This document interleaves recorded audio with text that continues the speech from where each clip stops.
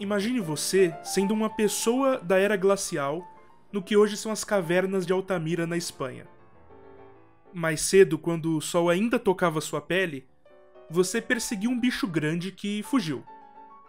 Com medo de perder membros da sua comunidade para a fome, você desenha a criatura na parede, pega sua arma, feita com pedra talhada, e aponta para ela. Esse gesto, ou ritual mágico, vai ser o responsável pelo seu sucesso no dia seguinte. Pelo menos é o que você acredita.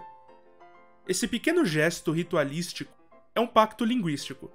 Os signos mobilizados, a lança, o fato de você apontar ela para o coração da criatura desenhada e o desenho são como as palavras mágicas. Embora singelo, esse ritual produz muitas coisas. Para começar, ele produz arte. As pinturas de Altamira existem. E por outro, manifestam a necessidade econômico-social, o alimento para sua comunidade. Seria justo então assumir que esse desenho faz parte de um ato político? Bem, antes de assumir qualquer coisa, vamos fazer algo bem mais complicado. Tentar definir política, tentar definir arte e tentar entender a conexão entre essas duas coisas. Primeiro, a política é uma palavra polissêmica, significa que ela tem vários sentidos. Ela surge do grego polis, que é o nome dado às antigas cidades-estados gregas. A política ateniense, a mais conhecida, era desenvolvida nas ágoras, locais e reuniões onde se discutia a administração pública. Por muito tempo, a política foi sinônimo de estudo e mobilização do Estado. Só seria política nesse tipo de concepção aquilo que tem a ver com governos, países, suas ações e suas inações. Mas numa concepção mais ampla, que faz referência aos hábitos dos gregos, a política pode ser o campo onde disputam e deliberam os agentes sociais. As demandas dos grupos humanos são apresentadas, discutidas e disputadas no espaço público, no campo político. Tanto as disputas dos movimentos sociais de hoje em dia, quanto as intervenções e o lobby do mercado financeiro são ações políticas. Elas disputam com outras demandas dentro do espaço público. Como os atenienses, hoje a gente tem as nossas ágoras, nossos espaços de reunião e disputa, seja o Congresso Nacional ou, bem, o Twitter. Mas a distribuição desse espaço não é democrática.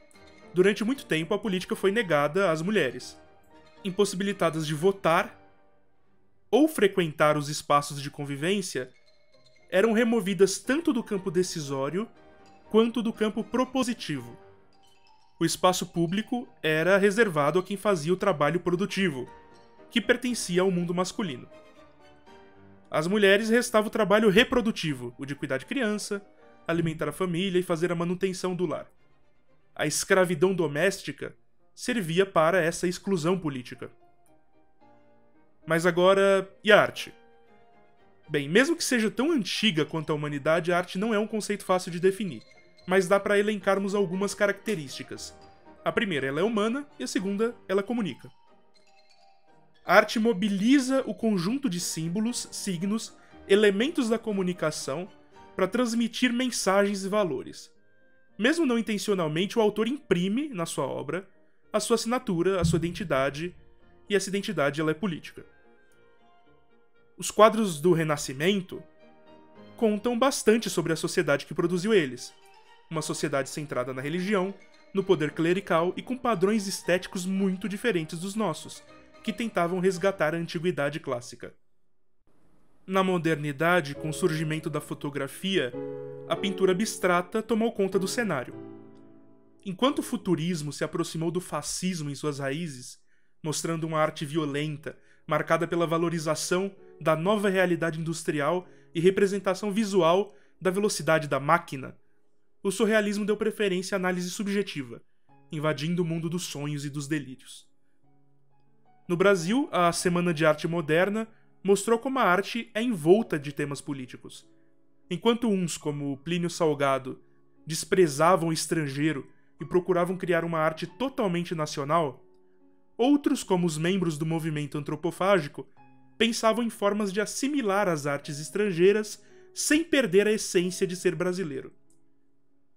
Como na antropofagia, o ato de se devorar uma pessoa não para se alimentar, mas para adquirir as forças do devorado, a arte brasileira deveria devorar a estrangeira e ficar apenas com o que valesse a pena. Algumas dessas figuras, além de poetas, pintores, músicos, serão políticos em senso estrito. Serão parte do governo do Getúlio Vargas, por exemplo. Monteiro Lobato, ele vai usar suas artes para a campanha do Petróleo é Nosso. O escritor foi bastante ativo na sua militância pelo Ouro Negro. Plínio Salgado, por sua vez, vai formar o Partido Integralista, o grupo de raiz fascista brasileira. Mesmo a rejeição da arte moderna torna-se um elemento político.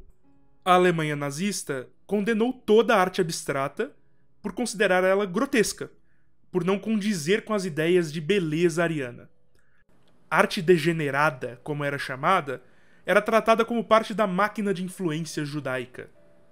Como vocês podem ver, antissemitismo também é estética. Um bom exemplo disso são as esculturas na face sul da Catedral de Estrasburgo.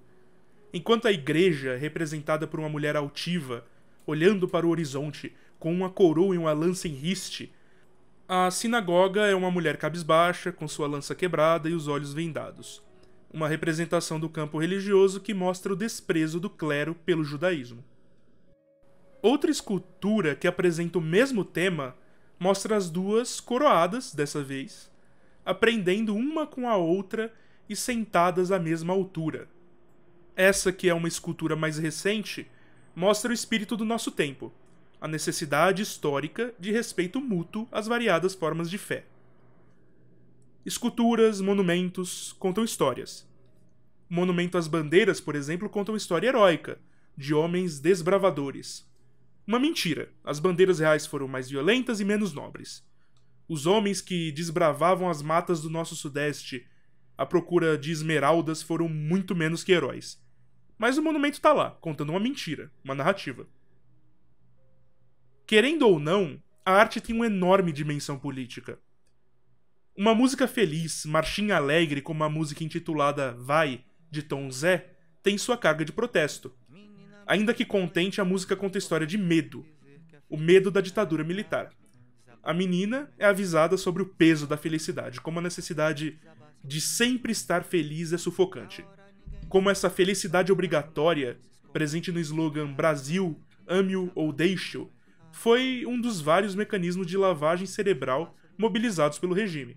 Menina, ela mete medo, menina, ela fecha a roda, menina não tem saída de cima, de bando ou de lado, menina... Anos antes, no início do século XX, a primeira dama brasileira, Nair de Tefé, resolveu tocar uma música popular no Palácio de Governo durante uma apresentação do corpo diplomático.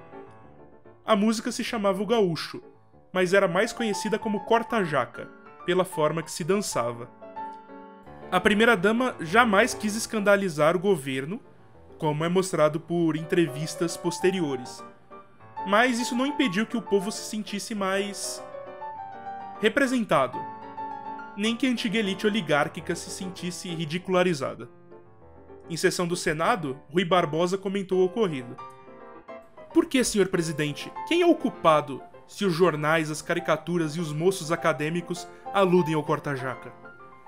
Uma das folhas de ontem estampou em facsímile o programa da recepção presidencial em que, diante do corpo diplomático, da mais fina sociedade do Rio de Janeiro, aqueles que deviam dar ao país o exemplo das maneiras mais distintas e dos costumes mais reservados, elevaram o corta-jaca à altura de uma instituição social. Mas o corta-jaca, de que eu ouvira falar há muito tempo, que vem a ser ele, senhor presidente? A mais baixa, a mais chula, a mais grosseira de todas as danças selvagens. A irmã gêmea do batuque, do cateretê e do samba. Mas nas recepções presidenciais, o corta-jaca é executado com todas as honras de música de Wagner. E não se quer que a consciência desse país se revolte, que as nossas faces se enrubeçam e que a mocidade se ria.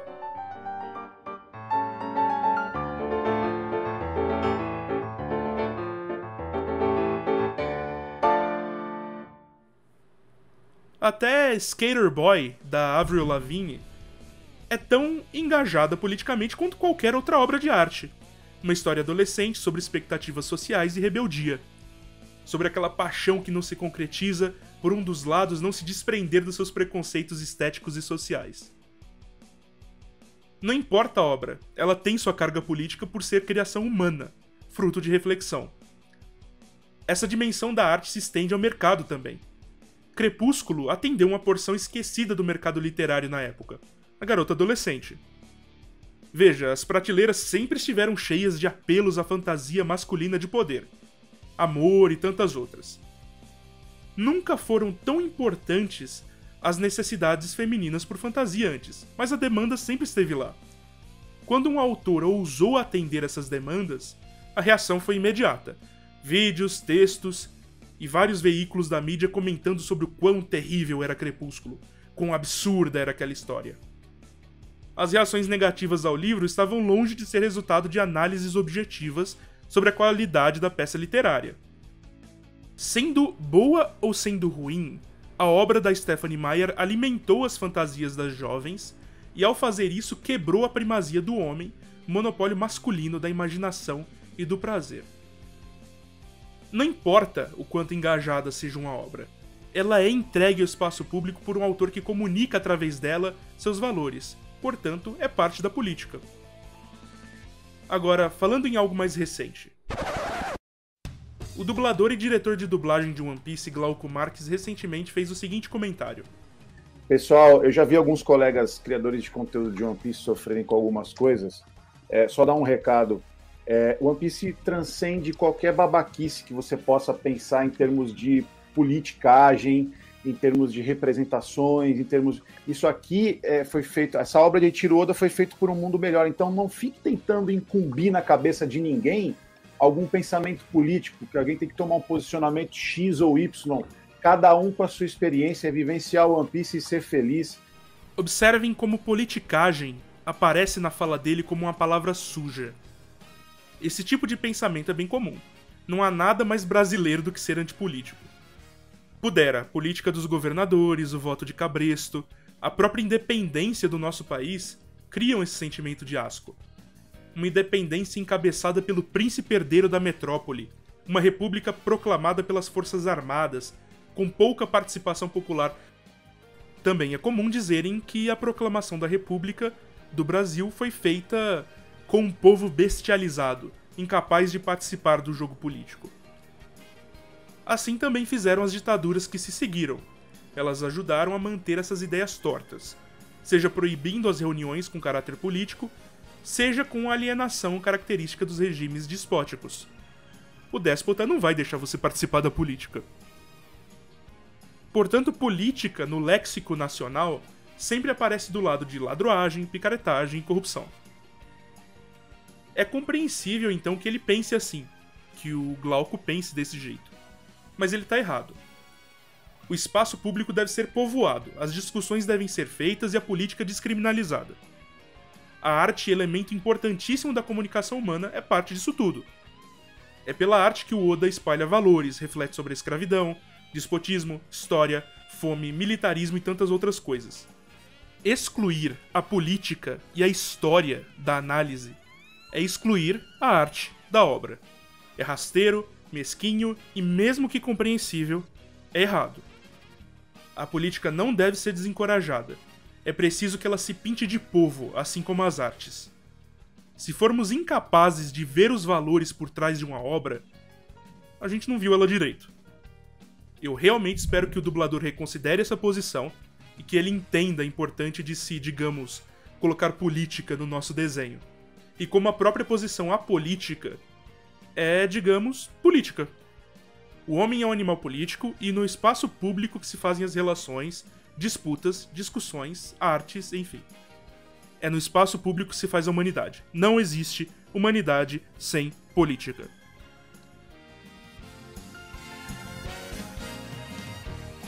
Esse foi o Pernóstico. Eu sou o Silver, ou Luna, me chame do que você quiser. Meu Twitter tá aí na descrição, assim como o Twitter do nosso projeto. Acesse o nosso site, nosso podcast, curta, compartilhe, comente sobre esse episódio e até a próxima.